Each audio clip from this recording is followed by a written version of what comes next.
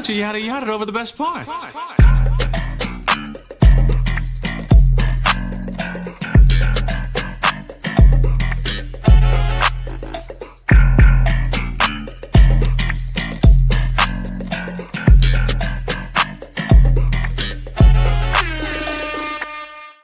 Yeah, ladies and gentlemen, we are back for another Sunday, man. Fresh from a week off. Feels good to be home, baby. Episode 138 of the Yadda Yadda podcast. The kid Joe Cornell in the building. Black Hype's here.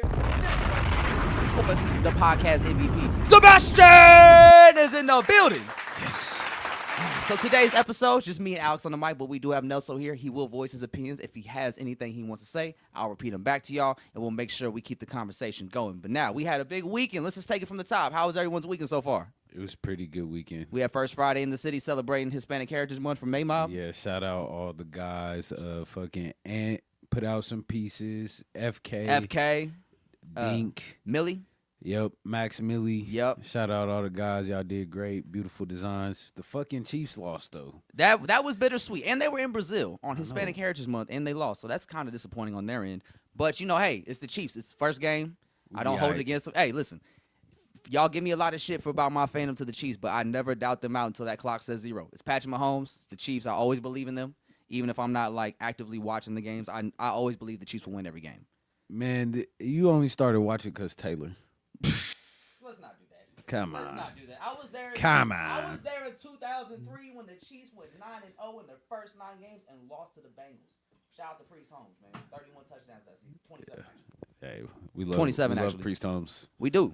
The GOAT. We do, man. But yeah, we had a big night. As a Yeah. yada yada. Saturday night. Yes, it was a fun one. We got to see some fucking legends. Some culturally inappropriate legends. Man. Yeah. Man, how was your experience at this? Woo! So we met the Clips yesterday, and I will say, man, it was quite the experience, man. We got a real experience, man. Shout out to Malice. Malice was the one that reached out to the pod. He's actually really been he's been enjoying the positive content we've had about the music, how we dissected it. So he reached out to us on Thursday, and it's like, yo, what's y'all names? I'll put it down for the meet and greet, you and your co-host. So we pulled up, me, you, Todd Faison. He was on that episode, and it was really dope, man. And I learned a valuable lesson that day. I learned a very valuable lesson, and that lesson is you do not ask the Clips for a fucking drop, yo. You do not do that. Yeah, that nigga Pusha T looked so serious at us. He looked so disgusted that Joe had asked for the drop. Like, we thought we was going to have a little more time to chop it up with them, but they was very it was much not like that. Because come on. When we were waiting in line, there was a point we were waiting in line, and a girl that I knew that worked at the venue walked around to us with a guy that was from the tour. And she was like, yeah, they're here. This is them right here. And he looked at us and he goes, are you guys Malice's people? Yes. And I was like, well, we are the yada yada. I don't know what to say to that. But I was like, yeah, we're here. He's like, okay, cool. We're going to have y'all go to the back of the line and let everybody else go before y'all so y'all can go last. And usually, like, the other time that happens with Larry June. And they did that so we can get some extra time and talk to Larry June. So I was assuming it was going to be like that, right? So the line goes and we finally walk in. I was the first one, and I couldn't even contain my excitement. I was like, Malice! Like, I actually didn't make Malice laugh off of that. So that was cool. And then I was like, bro, nice to meet you. It's an honor. You know, went over to Push, dapped him up. I was like, what up, Push? He goes, what's up? I was like, okay. Yeah. We know who the villain is here. Okay. But so they're signing, and they're signing all our stuff, right? And as we're standing there, it's kind of quiet. And I didn't want them to think we were just there for them to sign shit for us. Because I didn't want them to, like, know we're appreciative of the opportunity. We're grateful to be in the area and be around y'all. And I was just asking basic questions to kind of keep, break the monotony a little bit. Like, how's the tour been? How was the Virginia show? Like, I saw him went crazy when Malice walked onto the stage. Like, just ask some generalized questions, right? And then at one point, Malice goes, oh, yeah, man, we really appreciate the positive reviews and the content you guys have done on the music, man. Thank you so much for that. And I was like, oh, yeah, for sure, man. No problem at all. Thank you guys so much for doing what you do. And so I saw an opening. And I was like, I guess this is the moment. And I was like, yo, man, if it's not too much trouble, like, would it be okay if we got a drop for our podcast? And it got so quiet in the room, I didn't know if anybody heard me. Yeah, it did. And, like, they were signing things, and Malice was signing something, and he deadass just kind of gave me that meme look that. And then the tour manager was like, nah. yeah, man, we don't do stuff like that on meet and greets and nothing like that. And I was like, oh, yeah. I was like, for sure. And then Malice was like, yeah, like, we got you in here. We got you in here. I was like, you're right. You're completely right. And thank you again for that. Thank you again for that. But I did redeem myself. Because the one thing I did have them bring me, or I did bring with me for them to sign, still good? Good? All right. Was my double XL. Where we at, Andre? Right here? Where we at? I can't. Here we go. Bam! Bada boom, bada bang. This is the 2006 November issue of the Double XL magazine where the Clips got the classic Double XL rating for Hell Have No Fury. I brought this for them to sign because I didn't have much Clips merch for them to sign. And so I brought that, and when they saw that, they thought that was really cool. They said they haven't seen that magazine in years, and I don't think they've signed anything like that on the tour yet. So they were really dope. They were really appreciative of that. They took a picture of it, so it might make the KC photo dump. We'll see. But I definitely, it was a 1-for-2 night, but closed mouths don't get fed. It'll be a funny story to tell if we ever come across again. So I'm pretty happy with it, though, man. Shout out to Malice once again for reaching out to us and allowing us to be in the space and shake the God's hand. Yeah, it was definitely a cool experience. I feel like I redeemed myself as well because I was I stiff-armed Larry June, I was like, hey, and then, I ain't gonna lie. Successful handshakes all around. I gave Malice a weak dap. I felt, or not Malice, Pusha T. Why? It was just like our hands didn't connect to make a noise. You know what I'm saying? It was one of those like you go to dap, but then it's like you miss the mark a little bit. Oh yeah. So like the emphasis and impact wasn't really there like the way I was wanting it to be. But hey, I dapped him up though. I appreciate him. Thank you. Had a quick little meet and greet, and then we got to see the show. Yeah. Now the show though. And we saw Pusha T live a couple years ago. Yep. And that was like one of my favorite live hip hop shows I've ever been to. Like Pusha T had a great stage presence, and the energy he carried on that stage with his music was A1 phenomenal. So I knew with Malice being there and this being the Clips, I knew we were about to get a high quality performance. Because like they said before, at the meet and greet, they're high quality guys. They like to do everything high quality. So if you want us to sign clothes, make sure the Sharpie's high quality. And that's kind of how they carry themselves. And when they got on that stage, they carry themselves like they deliver a high-quality product every time. Like, they got on stage. The first song they did was Chains and Whips. You see Pusha T first. And, like, the energy's already turned now. Yeah. You run from the spirit of repossession. Too much enamel covers your necklace. Like, he started it off with that. That was the first thing we heard at the Clip Show. That was the energy we were on immediately. So, that already set the tone. And then Malice comes out. The crowd goes super crazy for Malice. And then immediately they go into POV right after that. Yeah, second song. Yo, son, and that was really the way to start off the show because you have two of the best songs from the new album back to back already in the show, and it got everyone hyped. You got the energy right. When Malice did that verse on POV, bro, like I mix it like Mahomes and I tell him go deep. Like everybody sung that shit, bro. Especially in Kansas City, we was turned. Like that was our moment as a city, man. And Malice had turned that bitch up, man. It was cool hearing because the Clips they have good hooks on their songs.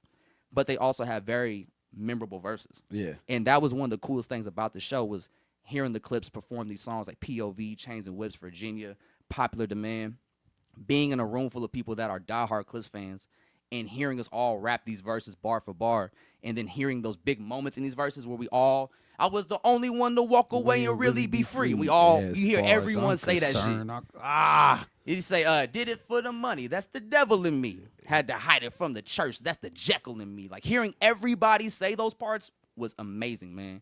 And the set list was fire. Like, the set list was really dope. They did Popular Demand after that. They did Mike Tyson Blow to the Face. That was crazy. The visuals were crazy. The visuals on the stage were insane. When they did Birds Don't Sing, the visuals was crazy. And you could hear, like, the tone change in their voice. So it was like, it still hurts. You could tell that's still, like, that's something you never heal from or really completely get over. And you have a song, like, that powerful and, like, very emotionally driven because the context of it is so heavy for you because that's your song about your parents passing away and seeing those moments pass. And it's like you perform this every night on tour. It's got to be heavy still. Because that Malice verse is so powerful. Like, I don't know how he keeps his composure performing that verse every time. Because it's so deep and so heavily emotional. So I salute Malice for that, man. He's very at peace with the situation he's talked about in interviews. So I salute him for finding that peace and comfort because that verse is, if that was me performing that verse every show, like it would be tough for me. Yeah. It'd be really tough. Yeah, and him finding both of them too, that lets me know that shit is like crazy. I couldn't imagine like having to deal with that.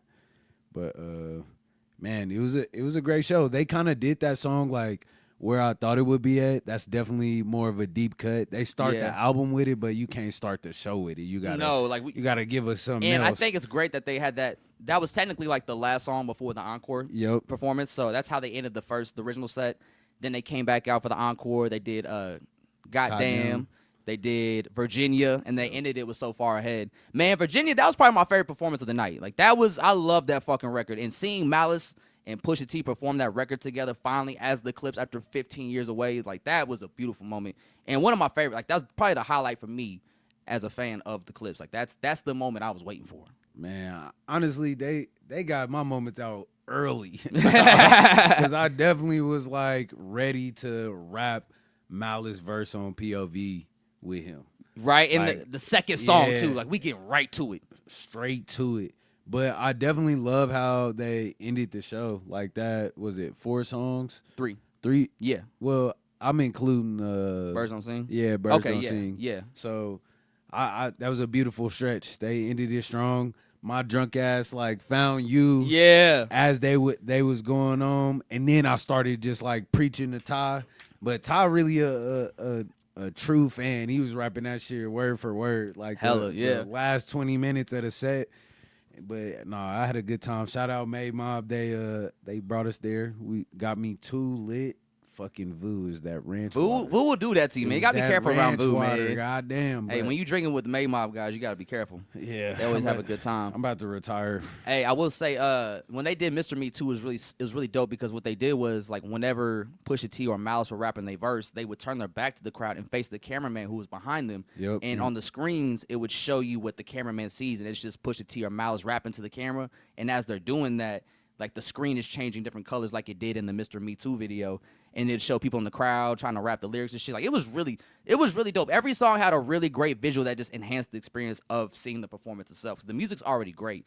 Then you add the visual element to it. It just really was just like a very A1 top tier performance from 2 hip hop legends. And they delivered at a very high quality, which is nothing less than we expect from them. So they live up to the name. On a personal level and as artists, man, they really are who they say they are. They move how they really move. I learned that. Like that meet and greet was the first time a rapper ever flexed their power on me like that. Like, hey, we got you in here. I'm like, you right. You absolutely right. Let me not ask any more questions. Yeah. It's a standard job. Yeah. Like that, nigga. Hey, yo, relax. It's Malice in the Clips. Now, they had a big-ass bodyguard outside the venue. I'm like, this motherfucker will body slam all of us. Like, I saw him, and I was like, why did these motherfuckers really have the audacity to throw beer at Pusha T on stage and think that shit was going to go well? Yeah, like, what was niggas on? Man, he was pissed. He got put in the hospital? Yeah, they ended up stabbing him. Yeah. Because, like, they threw the beer. They found him in the crowd. I think they beat him up. Or he tried to bum rush the stage, I think, after he threw beer. And then the security found him. They beat his ass. They stabbed him up a little bit. Pusha T was annoyed. You throw beer up here? Is that what we doing? Y'all throwing beer in Toronto? It was a Toronto show. It was during the 2018 Drake Pusha T beef. Like he had the Daytona tour and went to Toronto in the midst of all of that, or like after that happened, and Drake sent somebody to fuck with Pusha T, and they had been in a fucking hospital. Yeah, that shit was wild. Yeah, I'm gonna tell you right now, man. Like the Clips are not the rappers to pull up on. I'm telling you that right now. Yeah, they definitely move like militant. Yeah, and even in the meet and greet, it's more like a greet. Yeah, it was just like, hey. Actually, we'll sign this shit and take this picture, and y'all need to leave. Yeah. Y'all need to get out of here. But, I respect boundaries, though. It was a boundary they set, and I was like, cool. My mom raised me right. I know how to act in other people's house. So, it's all good. Yeah. It's all good. I will say, it was cool seeing them do FICO. What other songs they do? Ooh, Keys Open Doors, dude. Oh, man. Seeing Pusha T perform that verse, man. Seeing Pusha T perform that Keys Open Doors, man. Money ain't shit. Drag a bitch by the dog collar. Like, come on, what? Yeah. What? Ugh! Seeing that shit live, I was so hyped, bro. I was literally physically like, Keys Open Doors! Are there any songs that you wish you would have heard? Let's see. Like, Wamp Wamp would have been really fire. Yeah. I would love to hear Wamp Wamp. What other song? Be careful where you hold. We good? What others? Now I think they pretty much got everything. Everything I would want to perform is like super deep cuts that I'm just like, there's no way that would ever get performed. Like it'd be cool to see Hey Young World or Hey New World live, but that's just a personal taste. But now for the most part, I think they hit everything that I'd want them to perform.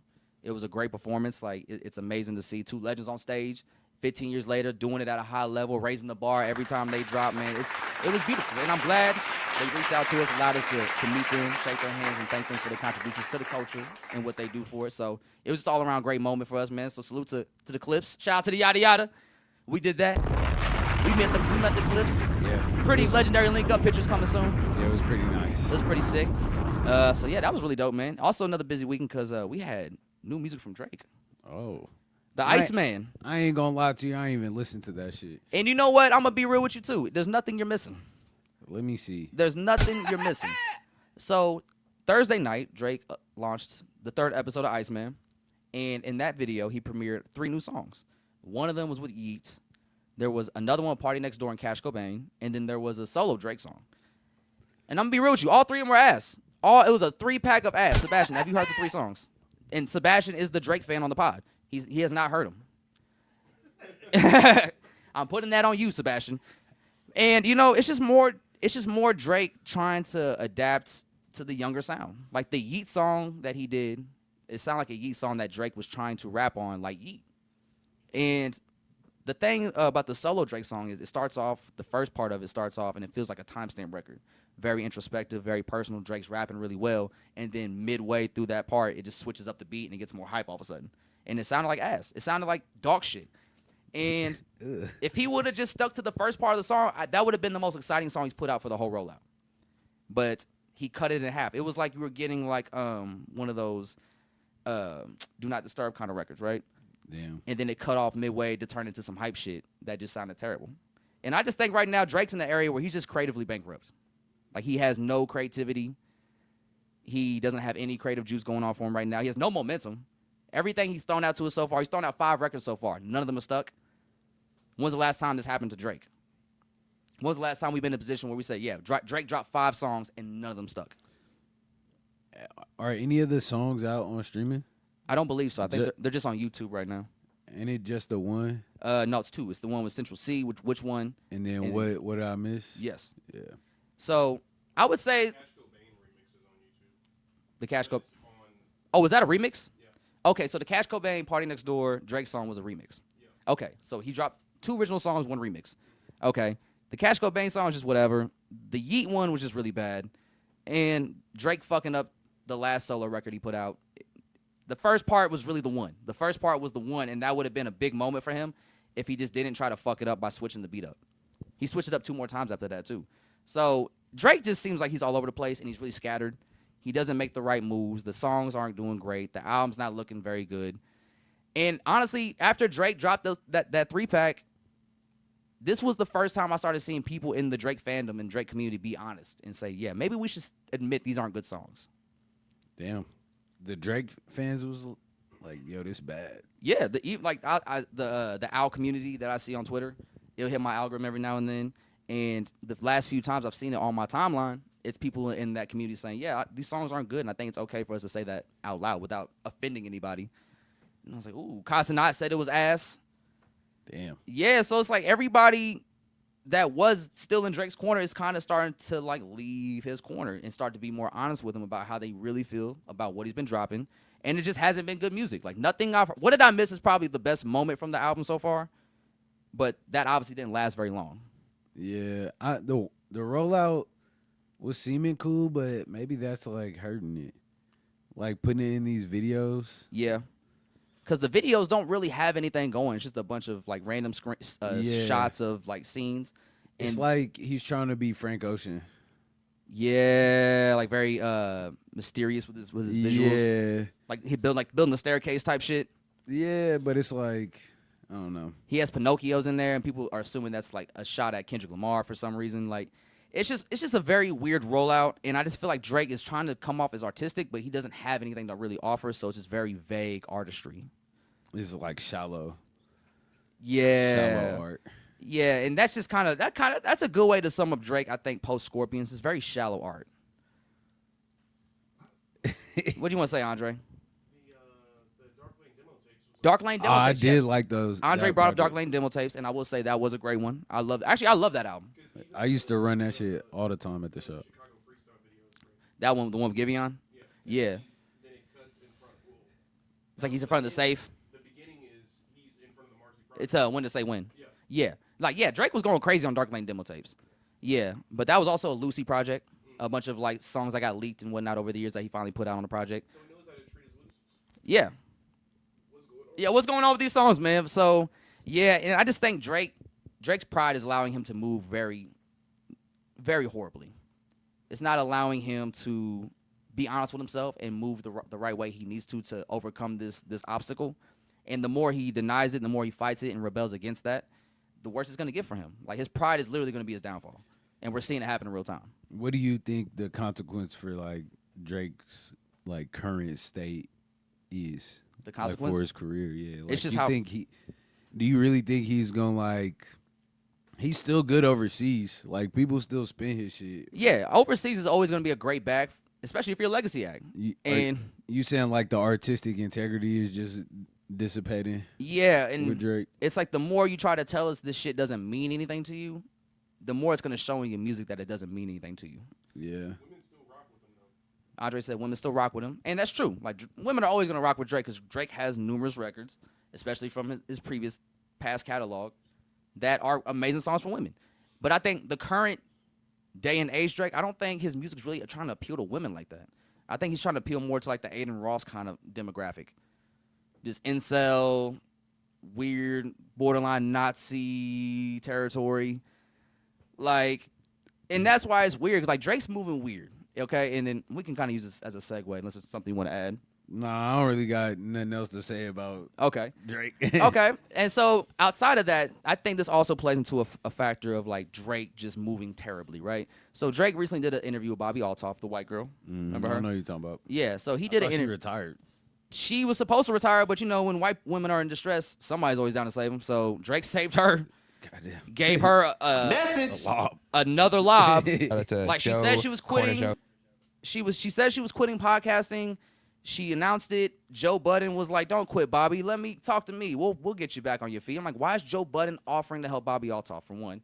And then somehow, some way, she starts another podcast, and the first guest, once again, is fucking Drake, right? And, you know, it's not like they had a great conversation the first time they did this, so the second time is obviously going to be more bullshit. And that's what it was. It was just a very empty, soulless conversation between two soulless people that don't have much perspective to offer anybody. He tried to claim that he is the one that ushered in this whole wave of artists sitting down with streamers. Yeah, and so Andre just said that Drake did claim on the stream in this interview that he was the start of this wave of artists coming to sit down with streamers to be quote-unquote vulnerable, right? Is that what he said? Just with two people that may not have anything in common sitting together. Okay, Which is not like that's not a good thing. credit for that. Yeah, like, so he said, Such a stretch. Drake said he took credit for being an artist sitting down with streamers that he has nothing in common with and just having a conversation, which is like a very vague way to say, like, it's like saying you brought the idea of like introducing new people. Like, so he said that, and the combo was just really soulless. It sounded like my roommate said, it sounds like a fraternity guy and a sorority girl talking. Yeah. Just two dumb bitches saying yes, like, because there was nothing to take away from the conversation. There was nothing he said in the convo that was like, damn, that's deep. He talked about what kind of women he wants. He wants goth women with O cups. He said he can go back. He's gonna go back to L.A. He's good in L.A. I think something of note, like maybe it's not what he wanted to be taken away from it, but basically the nail painting stuff. Oh, yeah. Okay, so let's talk about that. Nelson brought up a good point. There was a point in the interview where Drake said there's 3 moments in his life that were life-changing. One of them was when he got braids or cornrows. The second one was when he got a face tat, which was the initials of his mom. And he said the third one was when he painted his nails. And he said he painted them because he wanted somebody to say something to him in person about it. Like, he wanted somebody to, like, say something smart to him in person about it so he could just, I guess, fight him. Like, show, he's like, I was waiting for somebody to say something about my nails. I was hoping somebody would say something about my nails. Like, why is that your main motive, to paint your nails? And then he said he wanted to get his nails right because he saw how nice Yachty's nails were. And he really admired that. I don't know. It does seem like a midlife crisis a little bit. Yes, Yeah. very unbothered energy. And then another unbothered thing he did was he took a shot at hip hop media, and he said, I like to come sit down with people like you or whatnot, as opposed to like these loser hip hop journalists that feel entitled to like talk to me or whatever. And on top of that comment, he also called out Rob Markman on an Instagram video. Oh, that's crazy. So Rob Markman, or there was a video that a Lil Wayne fan page posted of Rob Markman doing an interview with Tory Lanez. 2019, 2018, one of those, around that time. And it was a genius video. He's interviewing Tory Lanez, and every segment of that interview, at the end of the interviews, Rob Markman would ask artists, "Yo, what's your favorite hip hop verse ever?" And he allowed the artist to rap it. Tory Lanez raps this Lil Wayne verse, and at the end, he lobs it to Rob to finish the lyric. Rob didn't know it. And Drake saw the video and said, of course, Goof Markman didn't remember the Wayne lyrics. Free Tory. And so Rob saw that and was like, but if I start calling you names, you're going to sue me. Yeah. And so on top of the Bobby Altop situation and the Rob Markman situation, Drake just didn't look good in the hip-hop media eye. And so we actually have a little video from Rob Markman's response regarding the Drake situation where he called him Goof Markman. And this was Rob's response to that whole situation. We got producer Nelson on it.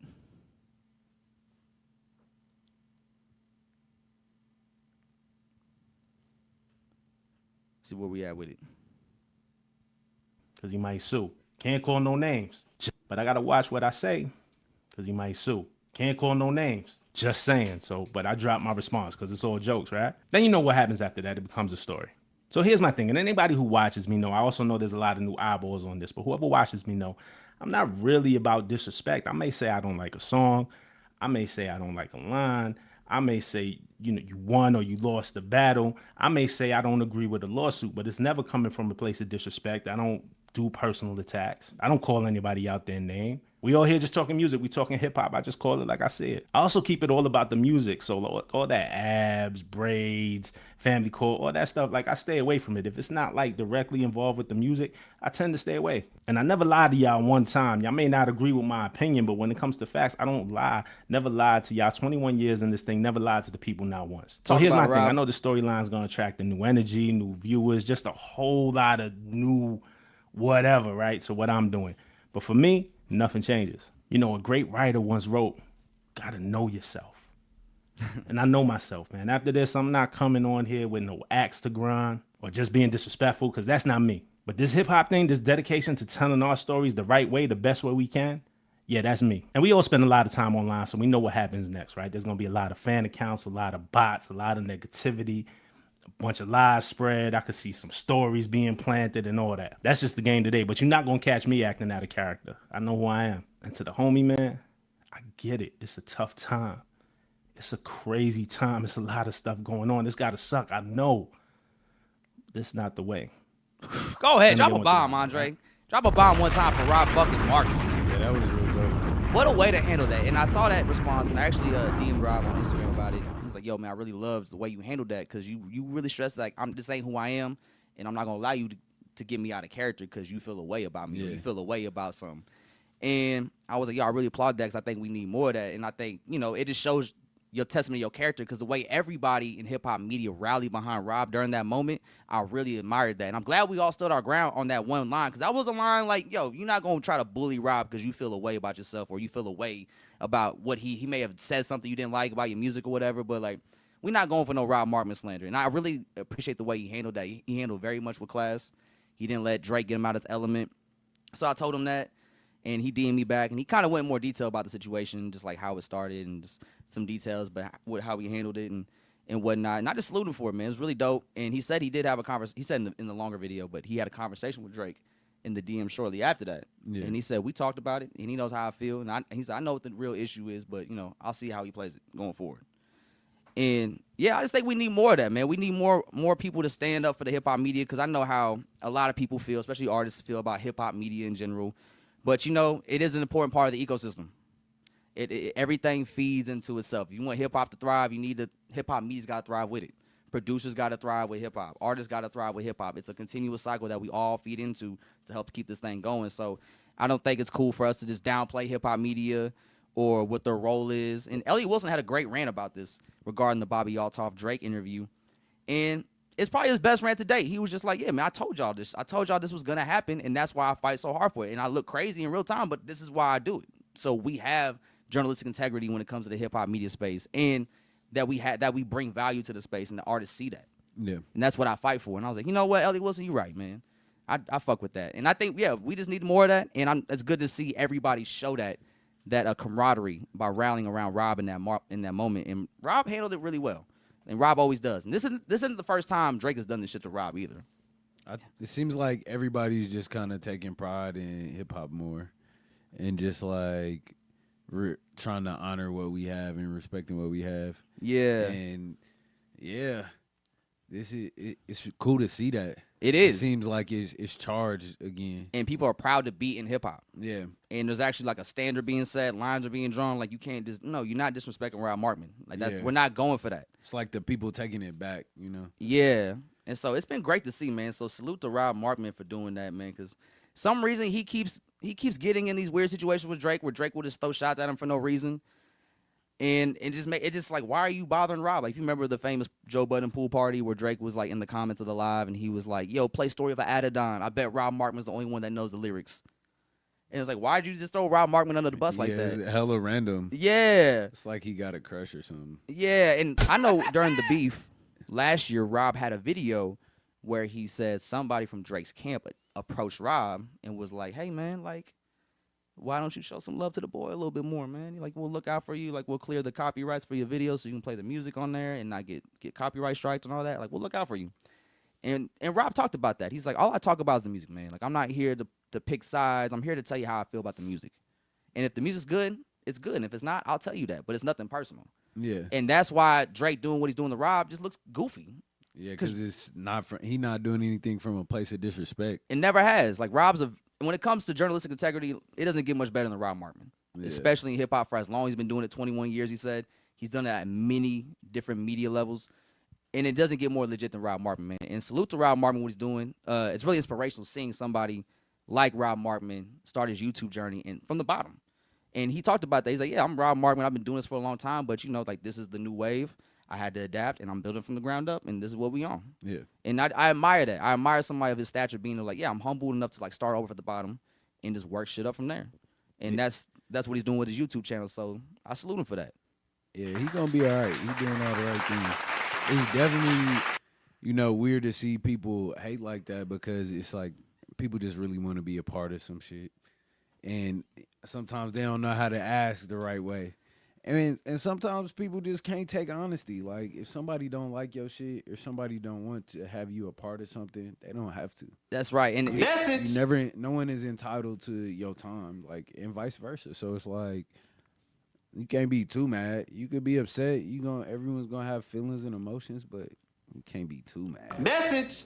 And, you know, Dom's brought up a good point. He had a great quote. He was like, and you know what? Like, you can't be mad at me because you like me more than I like you. Yeah. Like, if you fuck with what I do, that's cool. But if I don't fuck with what you do to the extent you fuck with me, I'm sorry. That's just what it is. Like, if you fuck with the yada yada, but we may not be that big of a fan of music, that's just what it is. Like, we can't force nothing to happen. Yeah, it ain't no hate or disrespect. Yeah. As long as it ain't no hate or disrespect. You know what I'm saying? As long as it's not. No hate or disrespect, man. And that's just like, you know, with the media shit, like, it's kind of, I can kind of tell there's a lot of entitlement in the music industry, especially with the Young Thug situation, right? We've been hearing about how Young Thug really feels about people, and we've been seeing like what Elliot Wilson been ranting about in the media space, and what Drake's doing, and it's just like there's so much entitlement in this industry, and at the end of the day, you're not entitled to shit.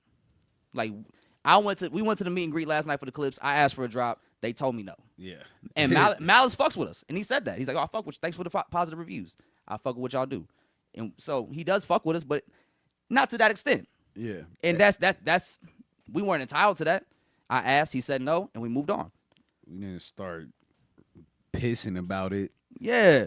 Like, if we would have left the meet and greet, like, man, he didn't give us a drop. Like, Yeah. some Fake malice. Like, you know what I'm saying? Like, just some petty shit. Like, hate malice. and it's like you're not entitled to nothing in this industry, no matter what level you're at or who you are. Like, you're not entitled to nothing. You get what you get, and you get what you work for. Yeah. And even in media, like us on a local level, like, we've never once got on this platform and been like, why isn't Sleazy World Ghost out with us? why is the Tech 9 interview with us? Yeah. Like, we don't do that dumb shit. Like, if they want to do an interview with us, we can make it happen. We may reach out to them, and if they get back to us, they get back to us. But if they don't, they don't. All you can do is try. Like, Yeah. y'all don't know how often we try and get like some dope shit to happen. And it doesn't happen. Like the Yeah. Denzel Curry thing didn't happen. And Yeah. I feel like we did all we could. And at the end of the day, because there was a moment where we almost didn't get the Clips meet and greet. Yeah. Like we were this close to not getting that. It was really up to Malice that made that happen for us. I went through all the proper channels to contact their people. Shout out to my peoples in New York that tried to make that happen for me. Huh? And Liam from Saber. Like we had a lot of people helping us out trying to make that happen. And I wanted to go through the proper channels to make it happen, but it just didn't work. And then the one thing that worked was just Malice himself. Yeah. And that's because we built up that rapport with him the last few months with us covering the Clips and their music. And I knew that would work. And that was the last Hail Mary I had. So when I posted that story on Wednesday or Thursday about the Clips verse from Birds Don't Sing, tagged him in it, he saw it, reached out to us. Yeah. And I went through all of that just to realize I should have gone to the source. Yeah. Because he actually fucks with us. But that doesn't mean we were entitled to anything. They gave us what they wanted to give us, and that was it. Nothing more, nothing less. And that's how you got to move in this industry. You're not entitled to nothing. Huh? The foundation is built. I got a funny story to tell him if I see him again. Like one day they will give me that drop. I'm not giving up on that. We will get that drop one day. He gonna send us a hefty invoice. Man, that's the devil in me. Nah, they seem like them kind of niggas. Like, yeah, we want 10 cents every time y'all use that. And we're gonna keep tabs on that too. Yeah. Steven, get his information. Yeah. Steven, get him. Yeah. But yeah, man, like at the end of the day, if you're gonna be an artist or media in this industry, like you can't move with entitlement. And it's easy to fall under that umbrella, especially early on in your career, because you feel like you should be so much further than you are. But at the end of the day, no one's got to do shit for you. Yeah, I also get it too. Like you put a lot of work in, you've been working hard at that shit, but You gotta work harder. Yeah, you gotta keep grinding. And it sucks. It does suck. Trust me, there's been numerous times where it feels like I'm stagnant or like the pod's stagnant, and like we hit a glass ceiling. But the only thing you can do in that moment is just keep going. Yeah, you gotta push through. If your heart's not in it no more, that's okay. You can leave and go find something you are passionate about still, or newly passionate about. But if you're passionate about this and you're upset that you're not getting anywhere, you got to just keep going. You got to keep working. And maybe one day, we good? And then maybe one day, a big thing will happen for you, and you'll get respect for it, and you got to keep going again. This is the do it again industry. Irv Gotti had a quote about that, and so I can't remember who said it, but somebody recently in an interview I watched said, "This is a do it again industry." Yeah, I mean that's just how you gotta live your life in general. Like you gonna accomplish things, you gonna grow, you gonna get that car, you know what I'm saying? You gonna get that house, but you gotta maintain things. And there's always gonna be another challenge in life. There's always gonna be another hurdle or a hill. So you can't just think shit is gonna stop and just end because you got up the hill. Yeah, or you made it to the other side. Yeah. We still good? Yeah, or because you made it to the other side. Like, yeah, once you make it to the other side, there's another hill to get over. Like, the shit never stops, man. That's the thing about this industry. It just never stops. You can go as far as you want to go with it, or you can stop whenever you want to stop. Like, we've been doing it for 7 years. Like, we could have stopped 3 years ago if we wanted to. But we kept it going. We grew. We elevated. The fucking cool kids follow us now. Like, I don't know what timeline we're in, but that's how it played out. And that's where we at with it. You know, in an interview. Y'all know, the cool kids, come fuck with us. Hey, I ain't gonna lie. I be talking to the account a little bit on the Yadda Yadda. It seemed like Chuck English run the account. Look, Chuck, we'll get all the good gas. I'll roll all the joints and shit. We have a good time. Bring the guys, man. Yeah, man. Get the cool kids on the Yadda Yadda podcast. Shit, bring Asher off too. Fuck it, bring the white boy. Hey, they actually had I don't know if it was an album release party or not album release party, album listening party, or if they did just a music video shoot. But they did a huge event in New York that looked like it was a good turnout. Word? Yeah, they did a music video. I think it was a music video shoot at this bar in New York that they went to. I want to say they had an album listening party as well where Chuck English chefed up some food. Mikey played some music. Rob Banks was out there. Like, it looked really lit, man. I'm glad to see the cool kids. I've talked about this before, but I'm really glad to see the cool kids get this moment, man. And I hope it really does grow into the moment it should be for them, because they've really put that work in. They dropped a new song. I think it's called Seafood Boil. It's popping like I got a jalapeno on me. Popping like I got a jalapeno on me. Yeah, like, So they in good motion right now, and they have another project dropping in March. It's a big collab project with a big hip hop legend that I'm really interested to hear because I was curious about it because I thought Seafood Boil was gonna be on that project, but it wasn't. So it's gonna be on this new one coming out. I think they said the album's gonna drop in October. Then they're gonna have right a second around the album. way. Yep. Then they're gonna drop a second album in March, I believe, and then they're gonna go on tour. Okay. Yeah, so it's cool, man. I've been having some cool conversations with motherfuckers on the Instagram, on the Yadda Yadda Instagram. Cool Kids, Malice. Like, we be really chopping it up with motherfuckers. You know, slight flex. But, yeah, man, it's just, like I said, more of the story, you're not entitled to nothing. Yeah. Like, the Cool Kids follow us. That does not mean they're going to give us an interview. Yeah. But they do like the content. They did like the Chance the Rapper the video that we did about the album. Oh, yeah, we never got to talk to you about that real quick. How did you feel about the Chance the Rapper album? This is your man's now. I mean, I fuck with it. I like the subject matter. I definitely have. It's not in my rotation right now, but I like where Chance is at. I do feel like there are a few songs. I think I would have made it shorter. I would have cut out The middle half. Everybody had the same critique songs. Yeah. where it was like the middle section was like, it's kind of hit or miss. It's like where? Let me look at the. Like Gun in Your Purse with Young Thug and Tia Kareem was great. What was it? What other songs are on there? The Ride was great with Do or Die. Let's see, Starting Line, what's on there? Let's see, Back to the Go. I think after the Highs and Lows, Space and Time was cool.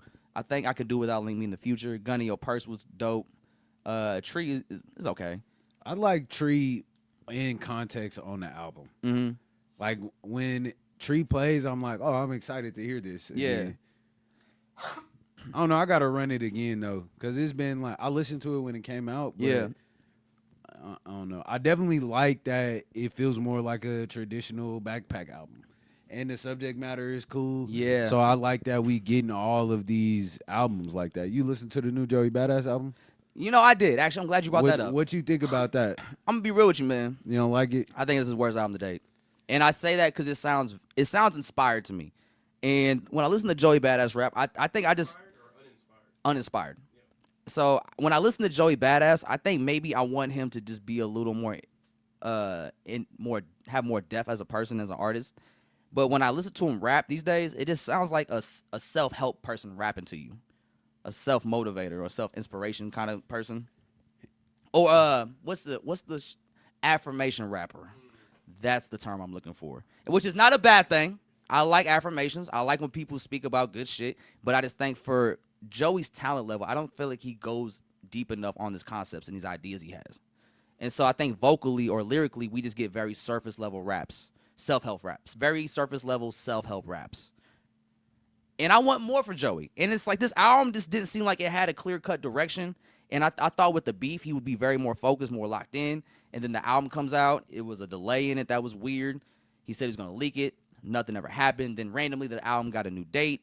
It comes out. And it just felt like it just, for me personally, now I want to get your take on it. But for me personally, I just felt like it was a very underwhelming album. And given the big moment he just had earlier this year, I thought it'd be a bigger moment for him. But then I heard it, and I don't think I listened to like one song all the way. Damn, it was like that for you? Yeah, because it just sounded. The A$AP Ferg song was cool. The West Side Gun song, Frank Swank. Or yeah, Swank White. Swank White, like that was underwhelming. I thought that'd be a lot better than it was. The Ty Dolla $ign song was trash. I hate that song. As soon as I heard it, I knew what he was doing. As soon as I heard it, I knew what he was doing with the Ty Dolla $ign song, and I was not a fan of that. Like, once I could tell when you chasing a radio hit, and for somebody like Joey Badass to chase a radio hit, it's nasty work. It's nasty work. Respectfully. Yeah, I mean, so how did you feel about it? I do feel like it's kind of flat a little bit, Mm-hmm. and I was expecting more like, I guess, energy. It's very Mono. chill, Yeah. But I don't know. I would love to hear him push like a different message because I felt like he held it down in the beef, and I just want to hear him talk about like some real shit that's happening in life. Not to say he's not talking about real shit, but he definitely in the beginning of his career was like more of In tune. Yeah, and he was. I think of American Badass. Yeah, like that's clearly about like the plight of Black people in America and see and shit that we got to deal with that album. I would say I think the problem with that album is that it came out after Kendrick already did To Pimp a Butterfly, so Kendrick attacked those topics, but on a way more deeper introspective level. And I think Joey at the time, I don't think he was like 23, 24, so he didn't have that experience or knowledge yet to like really hone in on those topics that he talked about on All American Badass. But I would have liked to see him grow more into that role down the road as he got older. But as he got more older, he's became like a venture capitalist, which is fine. Nothing wrong with making money. Get your money. You're a rapper. Do your thing. But I just saw his career going a little more differently in terms of like what he was going to talk about conceptually, because it seemed like he was more in tune with just like the landscape of the world, political climates, and just fighting for the people. But then once Steez passed, it kind of seemed like there was a shift in his concept when it came to his music. Yeah, I mean, and I think that's that we all be going through some shit, And we all grow and change. It does feel like he is in a darker space, and that there's like a lot of different shit happening too. Like I guess his uncle got picked up on some drug shit. He didn't even know that. Yeah, that nigga was on that. But I don't know. I definitely have higher expectations for Joey Badass, given the past. You know how he handled the beef. Yeah, like that was probably his best highlight moment in like this decade so far. Yeah, and it seems like the momentum kind of fell flat on that. But you know what I want to hear is like Joey Badass lock in with Alchemist or like Static Selector, just like do a whole project like that. Like that would be cool. I think I don't need Static Selector because he did most of 2000. Yeah, and I just think for that sound. And what's the song? We pull up the album real quick. Is it Super Leak or Super Freak? with Bree White. Yeah, what's it called? Or Bree Steves. Super Flea. That beat is so ass. That is such a trash 2001 It ghetto sounds fabulous like ass beat, bro. And I see what he was trying to do, right? He was trying to capture that early 2000 sound because he had the drums from I Just Want to Love You on it, Yeah, which was fire. Like he was trying to swag out, but the beat that beat is ass to me. And I'm frustrated with it because it's a song that when I heard it, I'm like, oh, I should like this because this is everything I want Joey to do. But like most Joey albums, he kind of just misses the mark a little bit each time. And I feel like for him, he just really needs like a new sound to like push him forward. And I think The Alchemist might just kind of keep him in the realm he's been in. Man, I don't know though. Like he don't need to step outside of his realm because that's not necessarily good for everybody. I think he just need to find his center again. Yeah, Cause he like you feel him when he addressing the beef shit. yeah. Like this, I don't know why it don't feel like Joey, if that makes sense. You know what I'm saying? Like it don't feel like he is in it or he's charged. He doesn't believe it. I think that's what it comes down to. Like he doesn't believe in the music he's making right now. Because I feel like he might be at a crossroads with his creativity where he's like he doesn't really know what to do right now creatively, or he doesn't know what he wants to do. And I think he's just I think there's a lot of stutter steps in the directions he wants to go in. And I think you kind of see that on this album. It's kind of just all over the place in terms of like what he's trying to do sonically and what he's trying to tell. Like the story he's trying to tell is very surface level. Like it's lonely at the top. It's just 2000s, but just way more uninspired. I think I'm glad that he's putting this shit out though. Yes. Like that's part of it too, because I know part of our conversation has been like, oh well, the acting shit is taken away from like the rapping shit. Yeah. But I don't know. I think bro gonna find his way. And Joey Badass is a fire rapper, and I want him to live up to, you know, what he knows he's capable of type shit. So that's where it's like I like a confident Joey Badass, and it doesn't feel like that all the time. You know what I'm saying? Yeah, especially the last few albums.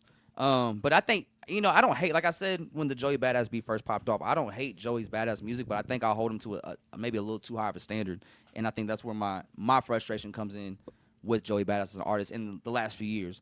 And maybe that's just on me, and that has nothing to do with Joey's abilities by any means. It's just, you know, I remember when Joey came out with 1999 and what that did in the blog era and the impact it had and how people viewed him after that moment. So knowing that, that's why I think I hold him to a high standard.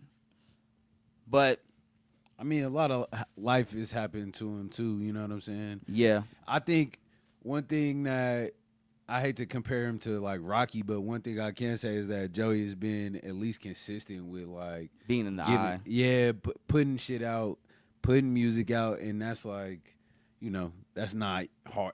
I bet that's very challenging for artists to do. Like, even if you aren't feeling uninspired, you know what I'm saying? Yeah, just wanting to gotta put music out.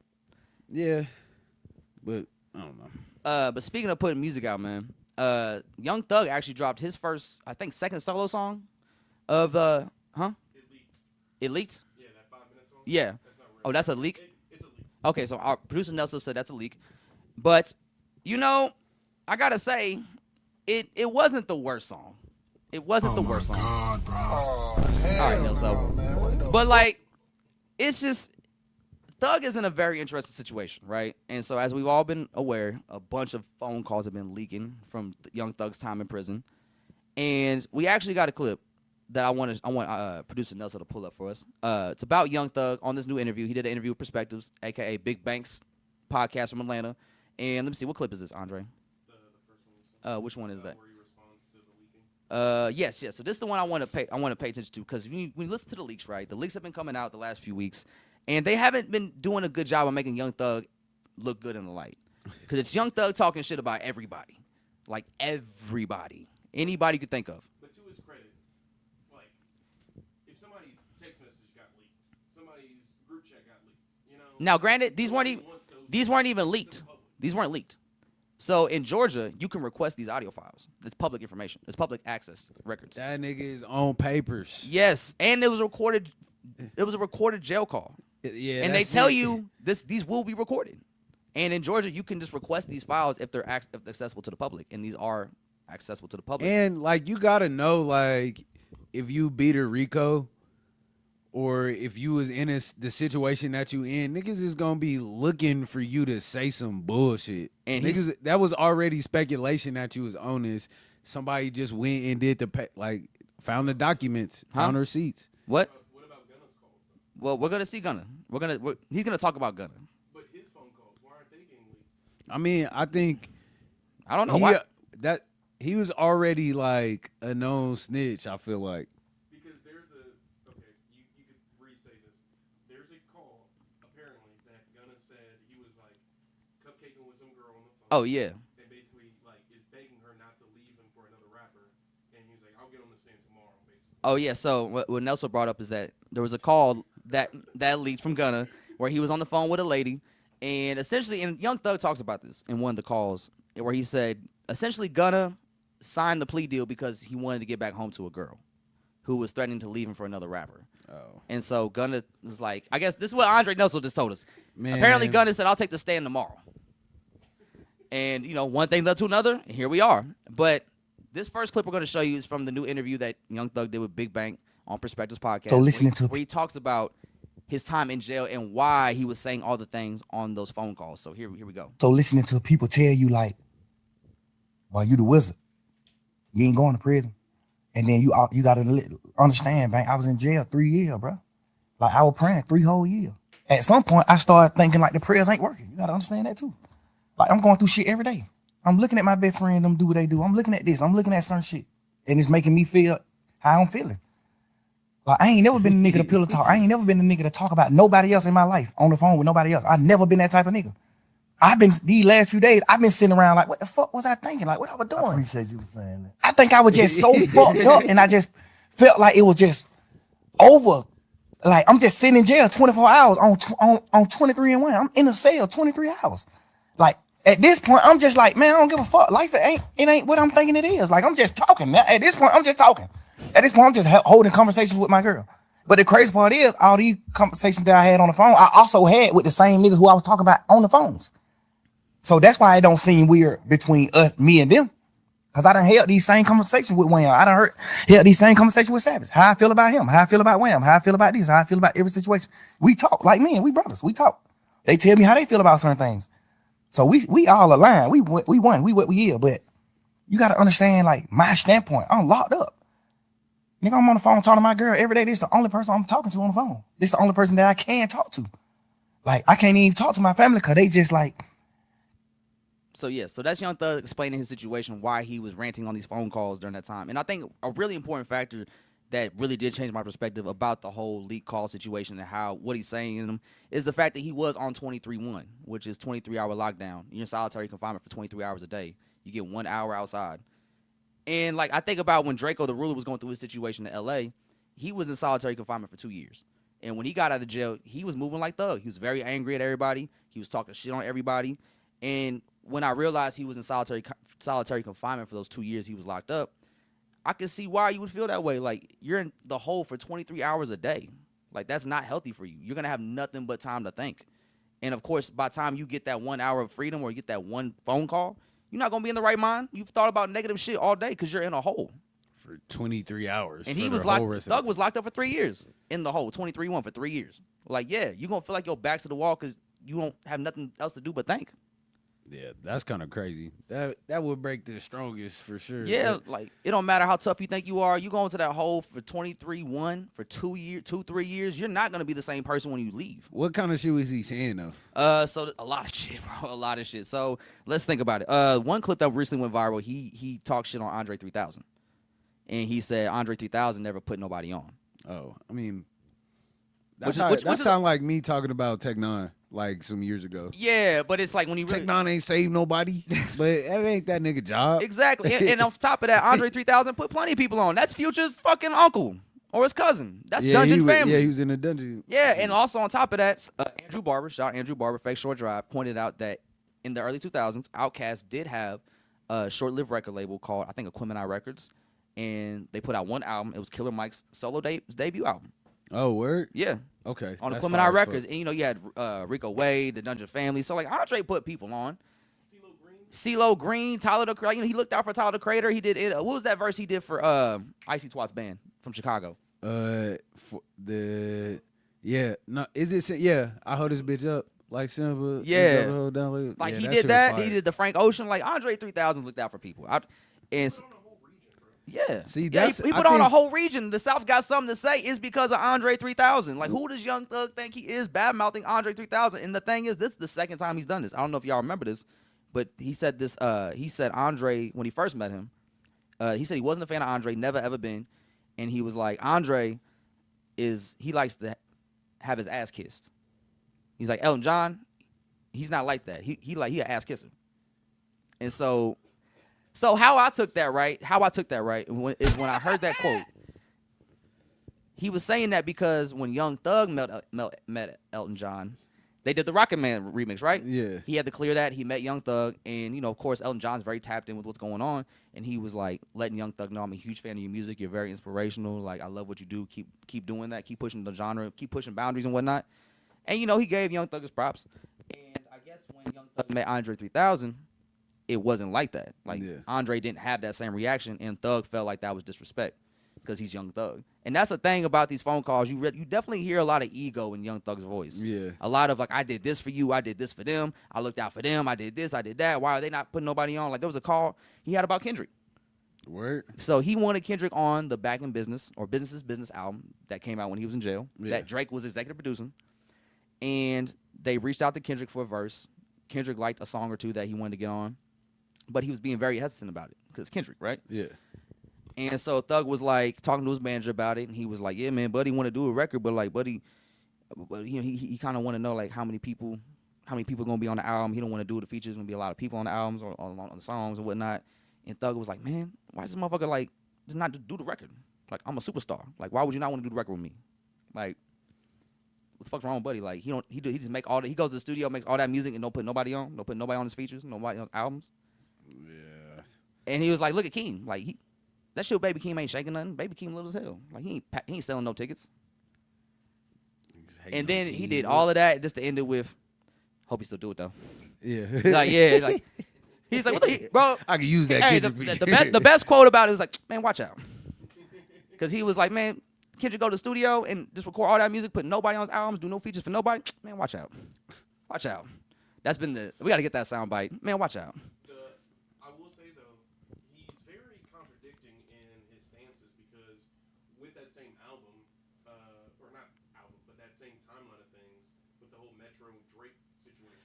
Yeah, and then Young Thug had a conversation leak about that, about more in details about how that played out and why Drake and Metro fell out, which is kind of like what Joe Budden was speculating, where Metro's mom passed away and Drake was starting to inquire about some music while Metro was still grieving.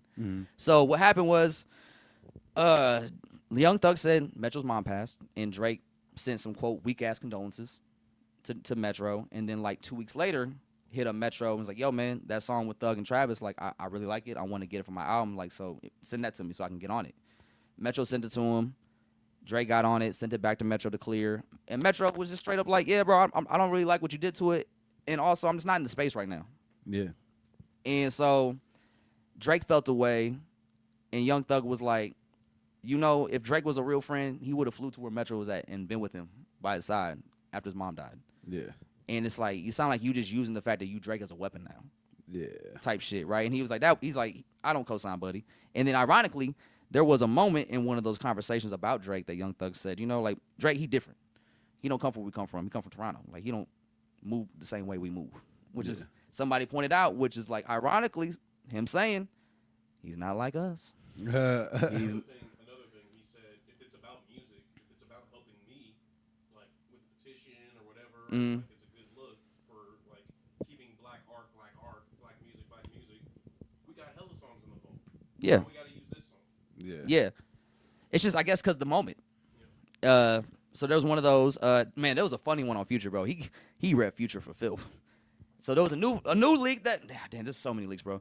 There was a new leak about Future where I guess Thug and his team wanted Future to do a free Thug show, a benefit concert, and Future turned it down. And Thug went on this whole rant. He was like, I made Lil Buddy. I put him on. I showed him how to do this. And he was like, these motherfuckers are idiots. Like, I became a superstar, and I stopped nutting bitches. They became superstars, started nutting more bitches. He was like, man, once you make it, you supposed to lock in with your kids 100%, not lock in with these bitches. That's why Buddy retarded. He said that, bro. He said that about Future. He called Future retarded. That's insane. Yeah, like, so every audio leak that's came out where Thug's talking about, he called Glorilla ugly at one point. Like, Glorilla called her stray. He said, that bitch is ugly. I would never pursue her, ever. Now, mind you, he was talking to his girl. So, of course, if your girl asks you. He was lying to her. He was lying to Mariah the Scientist. Like, yeah, but that bitch ugly. I would never pursue her, babe. Ever. And then she said, this is the same nigga that was talking about my eyes and my demons. Yeah, and then Glorilla put out a tweet shortly after that audio leak saying, this is the same guy that's texting me right now asking me what color my eyes are. And so, like, yeah, he put up the front to kind of make it look like he wasn't. Yeah. And he's like, I was tripping, girl. My bad. He apologized to Glorilla. Yeah. Yeah. But then another call leaked about him talking about how he cheated on his girlfriend a couple of days before he got arrested. And then they broke up. Oh, damn. Yeah. That was the end of it. That was the end of that. But yeah, so it's just not been looking good for Young Thug. But the podcast, I will say, with Big Bang does a good job of adding a little bit more perspective in terms of like where Thug's coming from. So we had the first clip about him talking about being in solitary confinement. We have another clip talking about which one is this, Andre? The one that Gunna told Big Bang? Okay, so this video right here is a quote that Gunna allegedly told Big Bang once he got out of jail after that plea deal. I ain't never told you this. I talked to Gunna when he first got out of jail. I was trying to get an interview with him. He like, man, I ain't worried about none of these niggas saying, I know my brother in that box fucked up. I was just in that motherfucker fucked up. That nigga mind ain't right. Whatever. I don't give a fuck if he is telling these niggas fuck me. If it ain't fuck me when he get out of jail, they're my brother. You know what I'm saying? I love that nigga. I know he love me. He knowing I wouldn't have did that shit. I triple asked them folk, is this gonna affect my brother? That's what he told me. I took it for face value. That's what he told me. That ain't the truth. All right, I'm just telling you, I'm on the outside. That ain't true. All right, and see, I think this is a good thing. This is a great clip, too, because I think when you watch this interview, it's a 3-hour interview, but when you watch this interview, one of the things they do talk about, and Thug talks about quite a bit, is just how hurt he is over the situation. Like, how much Gunna doing that to him affected him. And he said that's partially the reason why he hasn't released no new music. Because he was like, I'm so hurt. Like, I don't have my brother by my side no more because he betrayed me. Damn. And that's just and that's just really what it comes down to, man. Yeah, Young Thug he's very hurt right now. He's in a very vulnerable space, but he doesn't know how to address it. And he's using the streets or the street perspective as a reason to not extend that olive branch. And and with Thug, it's really all coming back down to street shit, which the more Thug talks about street shit, the more goofy he look, because it's like, man, all y'all snitched. Yeah. Like no one won in the end. Like y'all all lost, and you brought Atlanta down with you in the process. And so it's like Thug is so caught up in his pride and ego right now that he can't admit he was wrong, or he can't admit that. Cause in that interview, he does forgive Gunna. He does say, "I forgive him. I can't be mad at him. I was mad at him in prison, but I can't be mad at him now. I love him too much." Man.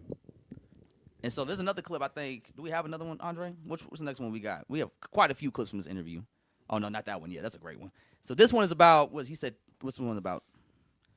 Big Bang tells Thug that he came out of jail unfocused and not humble, and takes his blessing for granted. Okay. What the folks trying to get me blown? I ain't even eat it. I'm like, man, I ain't eating that shit, man. I think I opened that shit up and ate the cookies or something out of it. I ain't even eat it. I probably did eat some. I was like burnt down on what I'm saying. Like, Thug did not eat the bologna But- sandwich. I didn't get the luxuries because I ain't get them then. They would have felt like ain't giving me something to eat. Cause I asked them in there, like, man, y'all ain't gonna give me that bill? Like, God damn, this Thug, bro. Like, I'm a motherfucking millionaire, bro. I'm doing what I'm doing. Like, y'all gonna try me like this with the blown motherfucker? Like, get a nigga something. Y'all gave this nigga chili wing hot pepper. Whatever. You know what I'm saying? God damn, give me what y'all give me what y'all gave this nigga. I know why y'all ain't gonna give me what y'all gave him. Cause I ain't getting you nothing. You don't get nothing in return. Scary ass. That was. You don't get me doing that. Denying my partner involvement with that tour bus shoot. Denying me being in a gang. Denying Birdman having something to do with the shoot with Lil Wayne tour bus shoot. Denying me being signed to Birdman. You don't get nothing but denial from me. You don't get nothing but denial from me. Everything I did in the interview was on purpose, nigga. Man, that's crazy. So let me ask you something though. Now let me tell you something, matter of fact. Because I've been saying hearing all this shit. And you know what I'm saying? A lot of this shit valid. You know what I'm saying? You did do whatever, however. But fuck that. This is how I feel, Slime. Me to you. I know you said this shit probably would have came out or whatever. This would have happened, that would have happened, this would have happened. But what I'm saying is, even in there, I don't feel like you realized what you was going through. And then when you got out, I don't feel like you was focused, bro, the way you should have been. Like, I feel like you taking your blessing for granted. That's just how I feel.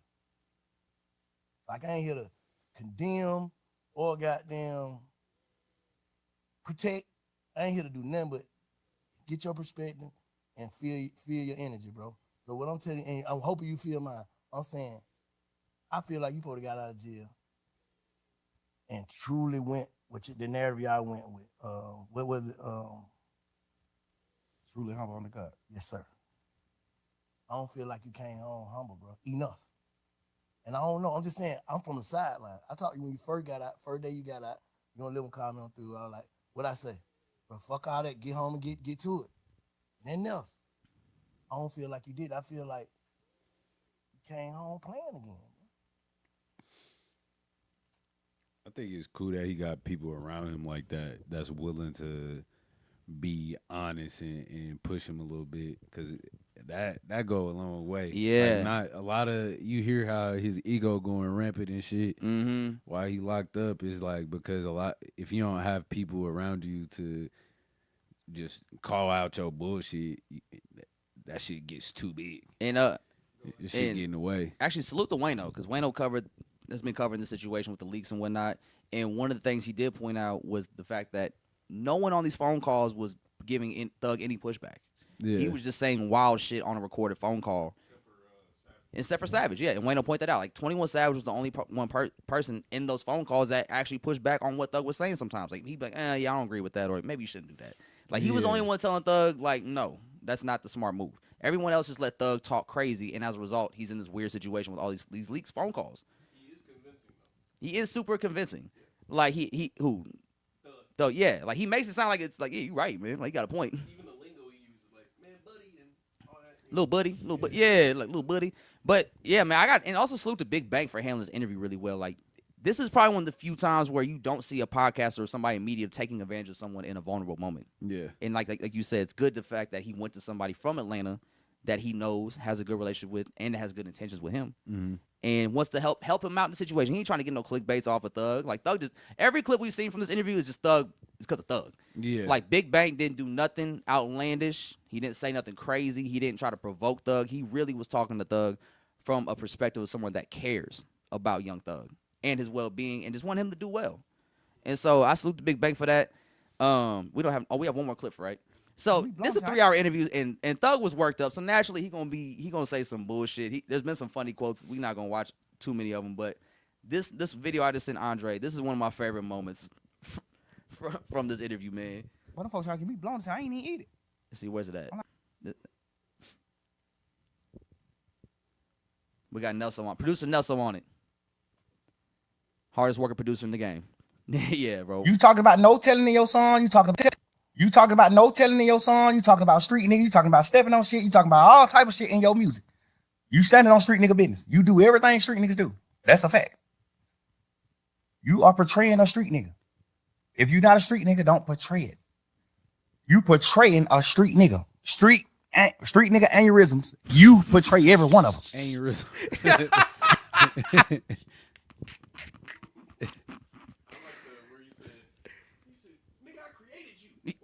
God did, but I helped.